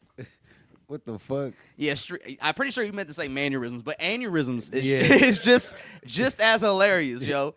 But like, yeah, man, like, and that's the thing about, and shout out to Big Bang once again for pointing out, like, he felt like Thug didn't come home focused or like humble enough for giving the second chance of a situation he just got, like a blessing he got. And mind you, Young Thug is still on 15 years of probation, and I feel like how he's been moving, he's gonna say one thing that's gonna cause him to slip up and gonna, unfortunately, maybe put him back in jail. But, and if you're talking all this street shit, rats, like, it doesn't look good as somebody on probation. Yeah. Like, you beat a Rico, niggas is gonna be skeptical regardless, bro. Yeah. Because it's like, that don't happen that often. Like, you caught a body. How'd you come home in a week? Yeah, like, type shit. What are you doing back? Yeah, man, you already back on the block? Yeah. Fucking, but. Hey, that man you just told on just got home. Bruh, it's like, you remember Marlo in The Wire? That nigga immediately beat a nigga up at the end of the show, right? Bro, he was about to go away for so long. Crazy. And beat it off a stipulation. And then almost went right back to the streets. But, yeah, I just think Thug really just need to tighten up. But it's very clear he's hurt. And it's unfortunate that we've learned a lot about Young Thug in that interview. Like, apparently he's like a man's man. And when I say that, I mean, like, he was like, if you a rat or you gay, and no disrespect to gay people, but, like, I just don't look at you the same because it's like you broke a man code. And I was like, bro, that's a wild statement you just said. Yeah. That's a super wild statement. And it's like, you Young Thug.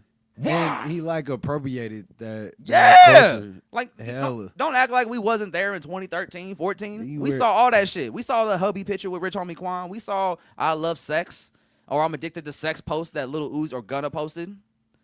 And like, we saw all that shit. You wore the dress on the album. Yeah. Like, come on, man. Like, don't get homophobic on us now. Why? You know? But I do hope Thug gets the proper guidance and help because it's obvious he's hurt. And he's devastated by just everybody. He felt like everybody turned his back on him. And everybody that was by his side in YSL all snitched on him. And so he felt betrayed. So, but it's very clear he wants to make amends with Gunna. But it's just the street shit is what's preventing him from doing that, which is really unfortunate. But this also got to show us that the streets are dead. The streets been dead for a while. Yeah. The streets been super dead. Message. Like, let's go get a job. Just go get a job. I know the market's trash right now, but hey, figure out something. Because the street shit is dead. Everybody's ratting on everybody. Cameras are everywhere. Fingerprints are everywhere. Cell towers are everywhere. The game cooked, dog. Trust me. It's over. It's Jova. It's Jova. Let's see. Gross. What else do we got on the agenda, fellas? Let me see. What's on this list? What's on this bucket list I got? Let's see. You want to talk about Dame's album real quick? Yeah, we can talk about Dame's album. Southside Dame dropped an album. What we on, Buddha? I was hella happy to see that's who he was producing. Yeah, so we have, let's see what's it called. It's called Rap City in the Basement by Southside Dame and What We On Buddha.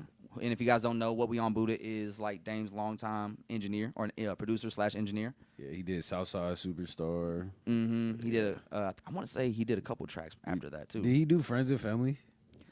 I don't know. We got to fact check that. Yeah, we got to fact check that. But What We On Buddha, Southside Dame, Kansas City's very own, got back together and linked up for this new mixtape, Rap City in the Basement. And what is your thoughts when you first heard it? I mean, I feel like it's a Dame project. I definitely, I got to give it a few more run throughs. Dame he did Pretty Girls Listen to Dame, so I feel like I have a different expectation for The him standard you hold sometimes. to. Yeah, but Yeah. I feel like it's a cool project. Like it's some easy listens, like something you could ride around to. Yeah, I will say Buddha gave him some fire beats. I will say that. I think it could have been mixed better on some tracks. Like the intro was very quiet vocally. I think that could have been mixed better. And like I like Dame. Like Dame makes good music. Dame, there's a couple songs in there where I'm like, okay, Dame, like I like this Pocket You In. I think it's the second song I fucked with pretty heavy. But I think with Dame right now, I think I just kind of want him to add more layers to his music and expand what he does. And like I guess maybe add some features every now and then to break the monotony of just like your voice being the only thing we hear on the album. Who do you want to see on a Dame track? That's the crazy part. I'm not even sure who from the town would like sound good with Dame right now because I just I don't. It seems like what everybody's doing their own thing sonically. I feel like anytime him DMT? and, yeah, that's what I was about to say. Yeah, DMTO, that's anytime like they get the together. only one. They could do a whole project together. I think that should be fire. Andre said Mac Infinity. Oh, they did. Yeah, he was on that project. Oh, that's right. That's right. You're right. Yeah. So it's a good return. It's a good return to form project for Dame because I guess he has an album dropping next month as well to kind of keep it going. So this is a mixtape to kind of get you ready for the album. So hopefully, I'm hoping Dame adds a little bit more to his repertoire with the next project. I just feel like with this album, it's not bad by any means, but I feel like it is music I've heard Dame do before. Yeah, it's definitely like in the same family. And like I kind of look at Dame the way I look at like John Wall, where it's somebody that's very naturally gifted as an athlete and as like a rapper in terms of like what the music they make. And it's like you naturally gifted in this pocket, but I would like to see you expand more and add more to your repertoire in your pocket to just bring more to the table. Yeah, show us that you PG, bro. Yeah, if you would be PG-13, man, show us, man. Point at the fucking logo and shoot it. That would be crazy. Do it. But no, I'm excited for the next project too. Like it's good that Dame has got putting some shit out. We've been missing him. We have. Honestly. I just need Dame to get more consistent and really just turn up. Yeah. Be outside. Like, really show us that you Dame. Show us you're a rapper. Message. I know he be living his life and shit. Dame lives a very professional life. Yeah. Like, let's put it like that. Very professional. And so I know how he be moving, like what he on. He got important shit to do. Yeah, handling his business, but yeah. It was cool. It was cool. And then let's see, what else do we have to talk about real quick?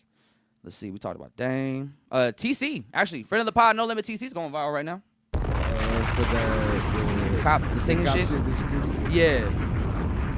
Yeah. And he's actually going up pretty crazy on TikTok right now. I love it. No Limit TC. Like after that video went viral, like every video he's put out since then is doing like somewhere between 70,000 views to 100,000. That's crazy. Yeah, he going up right now. Let's see, like 22,000 right there.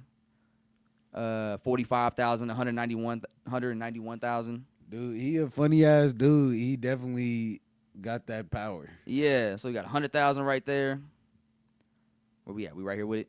Okay, here we go. Yeah, look at him. He's going to 101,000. That's the video that went viral, right? Oh, that's just the live performance.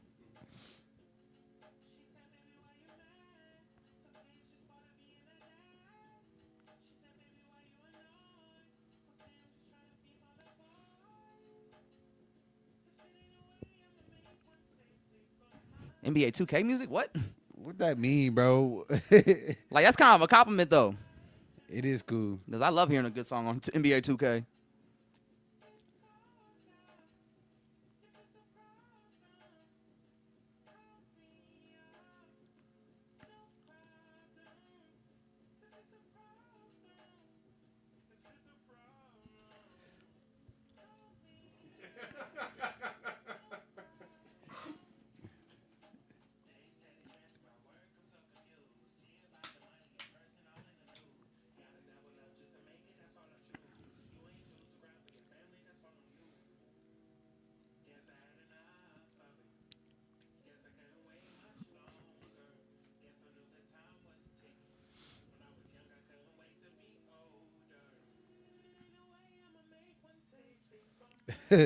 Patrick Bateman.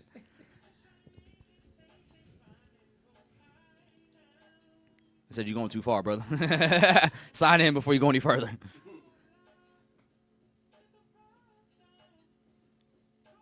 Hey, hold on, dog. Go back to that comment. Why do you have both accounts? Why do you have both Spotify and Apple Music? What kind of money do you have? Yeah, that's what I'll be thinking. What Like, kind of money you up. working with over there? I have every streaming platform ever. Every streaming platform ever. I have both gaming systems. I have a PS5 and an Xbox One. I have 3 TVs in my house.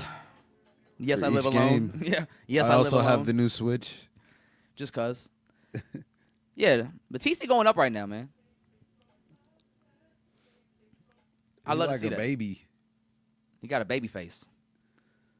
Well, Yeah, shout out to TC though, man. I hope this moment really does like catapult him to the next level, 100K. or gives him something big, a big trampoline to jump off of into the next stratosphere.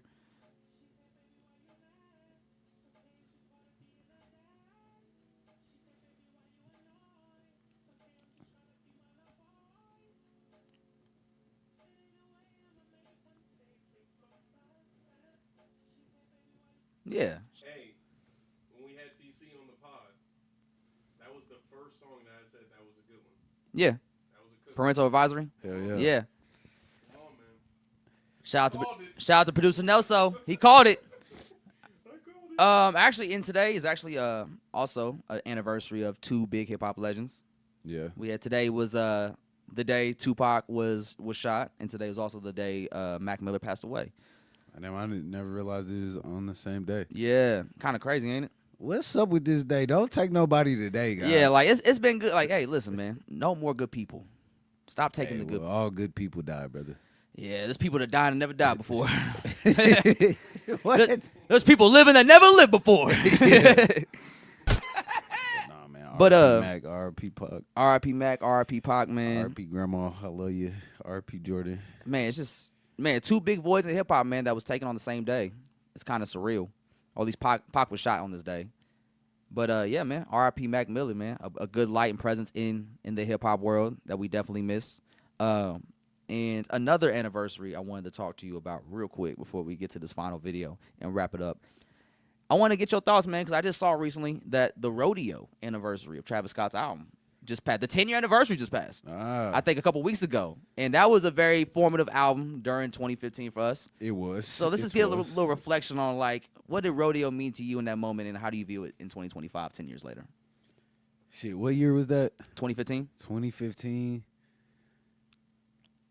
I was very inspired at that time by that album. Same. I think it led me to search for more creative and meaningful work during that time period.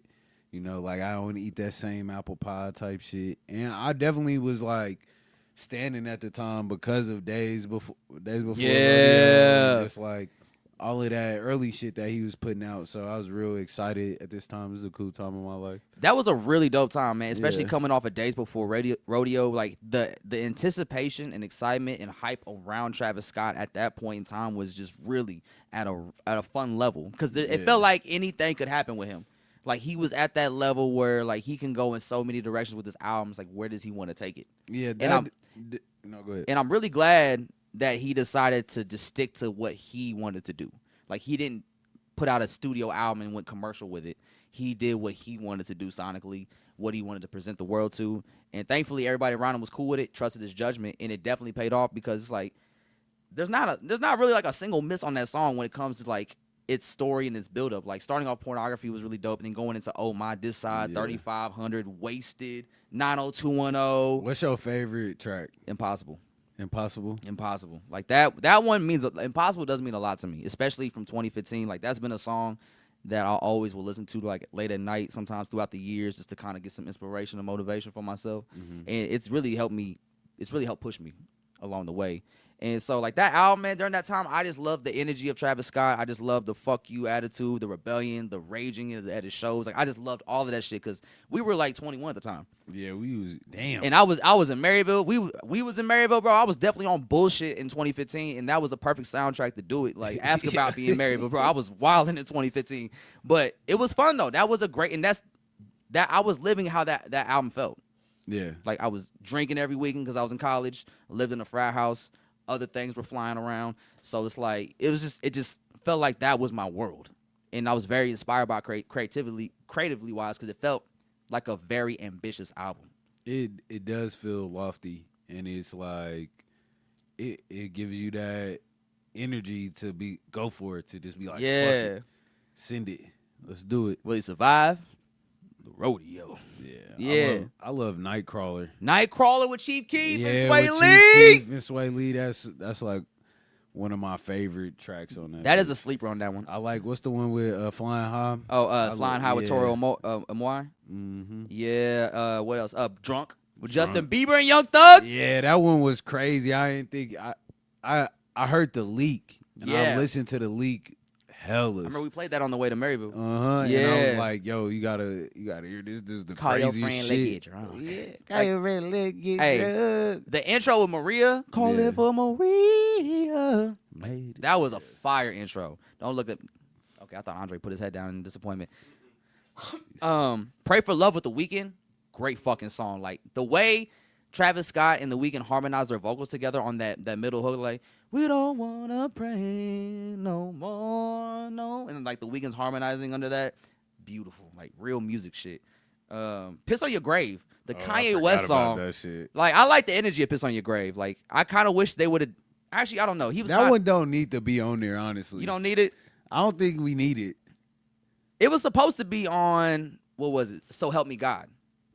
When Kanye was making that album, like the All Day album, It's All Your Fault. Like, so All Day, It's All Your Fault, Piss on Your Grave, 4 or 5 Seconds, and Only One. I think those are the 5 that leaked. But those songs were all originally made to be on So Help Me God, which was going to be Kanye's next album after Yeezus, which eventually became The Life of Pablo. So Piss on Your Grave was originally a Kanye song that he just gave to Travis for Rodeo. And then we had Antidote. Antidote was great. Antidote was actually a Lucy. People don't know that. Antidote was a Lucy that he put out before the album, and it got so big that he had to put on the album. Yeah. And that was Don't really... you open up that window. He did that at the Uptown. He did. No, He did A-Team, Green and Purple. Oh, no, you're thinking of Amen. Or, no, Amen. Yeah, Butterfly Effect is what you're thinking of. Oh, okay. Never mind. Yeah. So Antidote was a... Yeah. That one went crazy too. In the maze. This is when he just like stole our ears for a long ass time. Yeah, he couldn't, bro. Travis Scott really couldn't do no wrong up until like Astroworld.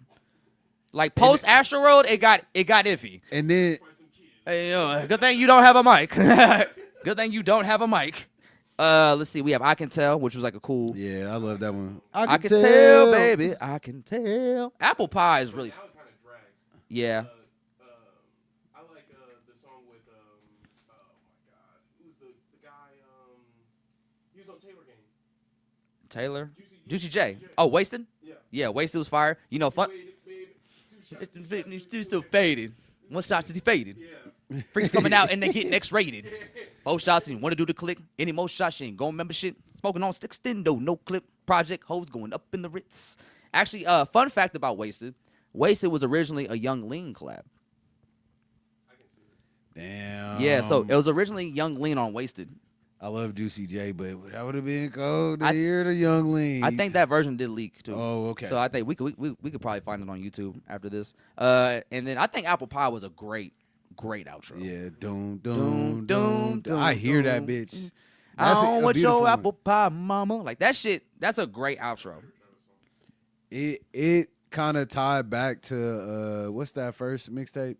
Oh, Al Farrell. Al Farrell. Yeah, Will He Survive? It gives me that energy, Mhm. or like the closure of that chapter in his life, and Yeah. then he, like, pushed past To the that. next stratosphere, He yeah. became a superstar after that, and that's like. That's one of the main reasons I like Rodeo a lot, especially with Apple Pie's the intro and T.I.'s last monologue, because it does leave the question open from the album ends, like what's Travis Scott gonna go from here? Mhm. But after you hear Rodeo, like you're immediately like, yeah, he's gonna be a huge superstar. Yeah, he's gonna be all right. Yeah, he's gonna get it right. He's gonna level up. He's gonna go in the right direction. Like like I said, up until post Astroworld, like Travis Scott was not missing at all. Like Rodeo was a very impactful album because of the energy the album had, the energy the music had, and how he portrayed that energy in his live shows. Like, he is a real trailblazer for today's performers in hip-hop. Whether that's good or bad, that's up for debate. But if you like rowdy shows, hype environments, Travis Scott was the one that really turned that up in hip-hop. And Our Future too, yeah. But I think, I mean, I feel like it's a lot of niggas that has some crazy rowdy. yeah, shows. to a mainstream crowd, and yeah, he did tell somebody to jump from the balcony in New York City, and that guy is now paralyzed. What? You remember that? No. Yeah, bro. From like, it was a Terminal 5 show in New York City. It was during the Birds tour. There was a guy standing on the balcony, which is kind of like the Truman. You saw, the Truman balcony. Yeah, jump. They'll catch you. Jump. He jumps and he's like, yeah, and then come to find out, like, the fucking dude ended up paralyzing himself because no one caught him. And like, here's the crazy part, right? So, dude jumps from the balcony, lands on the ground. They have to get the medics out. The medics are carrying him out. And Travis Scott goes, hey, just know I respect you. And he gave him like a ring or something that he was wearing.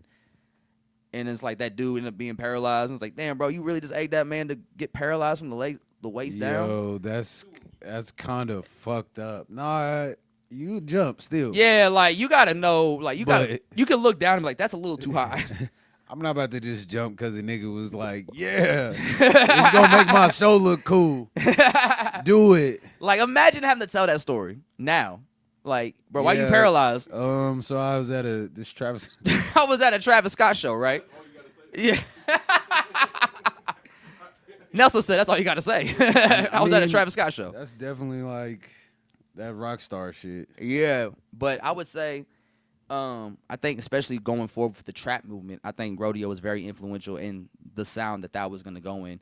Because, I think up to Rodeo, Travis Scott was definitely leaning heavy on his influences, whether it be Kanye, Kid Cudi, Future was popping with his sound during that time. Atlanta. He went to Atlanta for days before Rodeo. He was down there tapped in with Thug and Metro Boomin.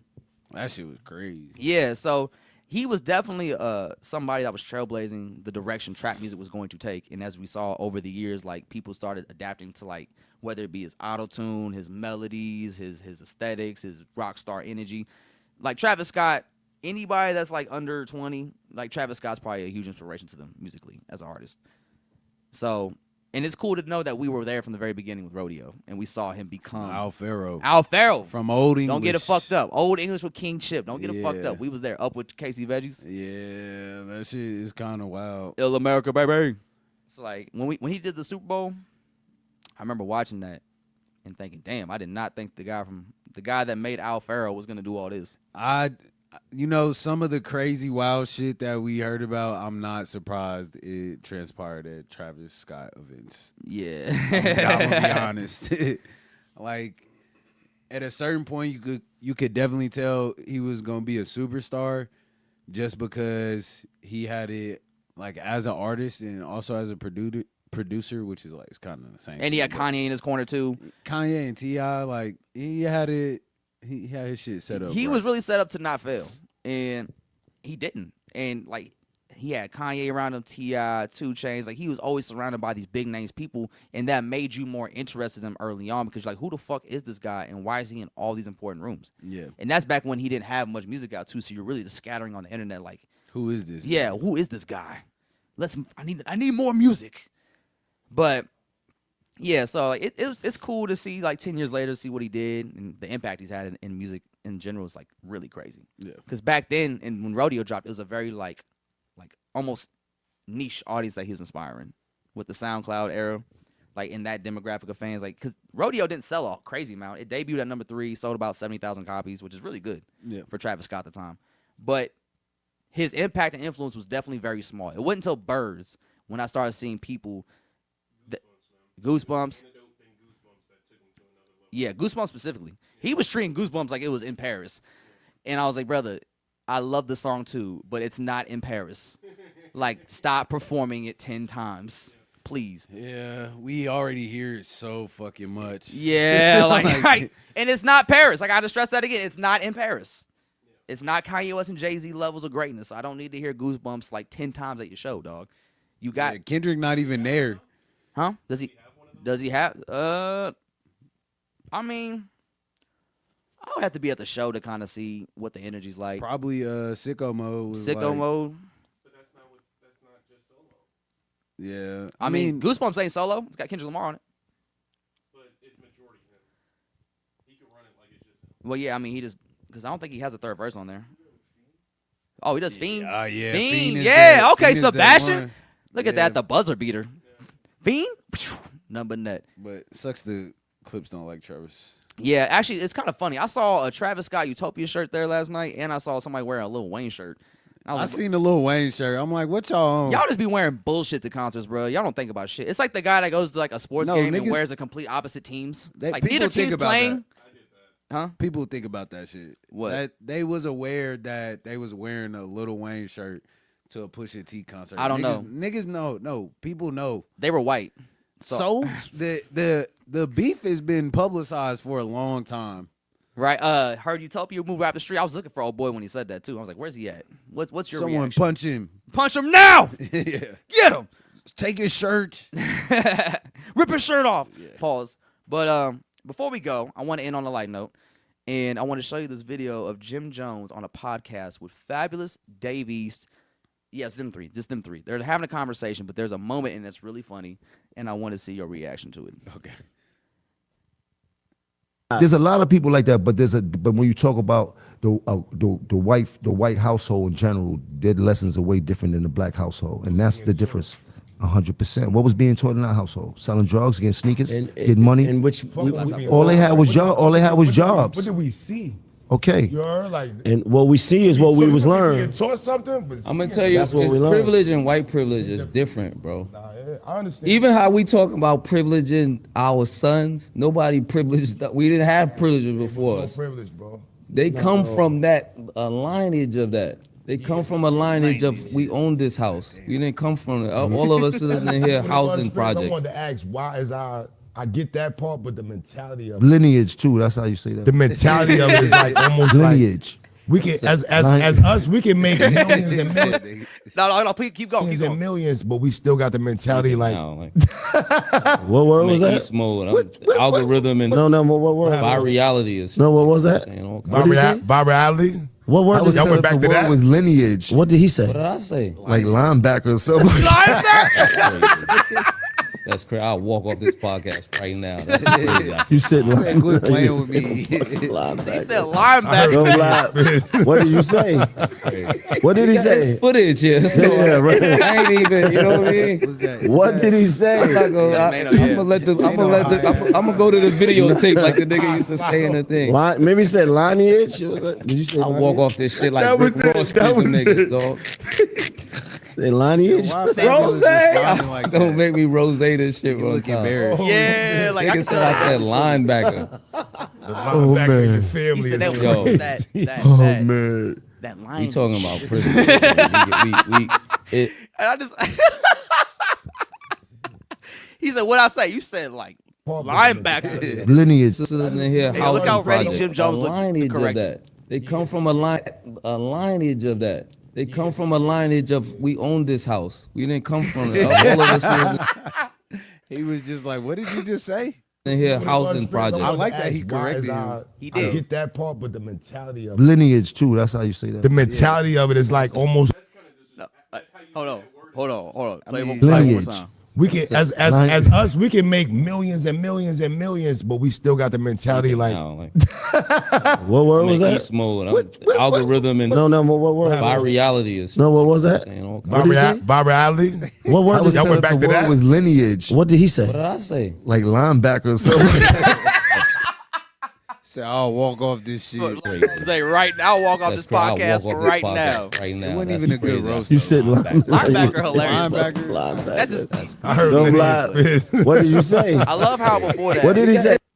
Fabulous was like, he's y'all over here talking these words like algorithm, virality, and they was like virality. Are we back on that? Because I guess somebody in the interview said the word virality in regards to like going viral, and they had a whole debate like that's not a word.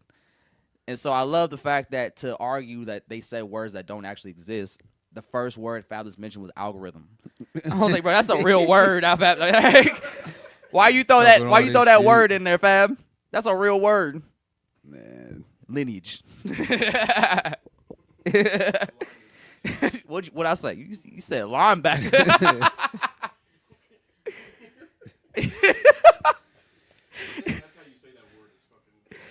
Lineage is how you say that. Yeah, man. Shout out to the guys, man. Nah, correct me. Yeah. Like, Don't have me up here saying by reality and shit. yeah. Lineage. A lineage. That's not a word, bro. That's not. Hey, but you learn every day, you know. Hey, and that's all Jim Jones was trying to teach his man the proper English word that he was trying to say. Yeah. Who can fault him for that? Anything else we want to cover before we wrap it up, fellas? Nothing from Andre. Sebastian? Nobody. All right, well, who's the pod MVP this week? How are we bringing it back? We took a week off. How are we bringing it back? Hey, man, Malice. Malice is the podcast. That's right. Drop a bomb for Malice. Thanks for giving me some nice week. You know, sorry for asking for a drop. I learned my lesson. I'm not going to do that No, again. we not sorry for asking for a drop.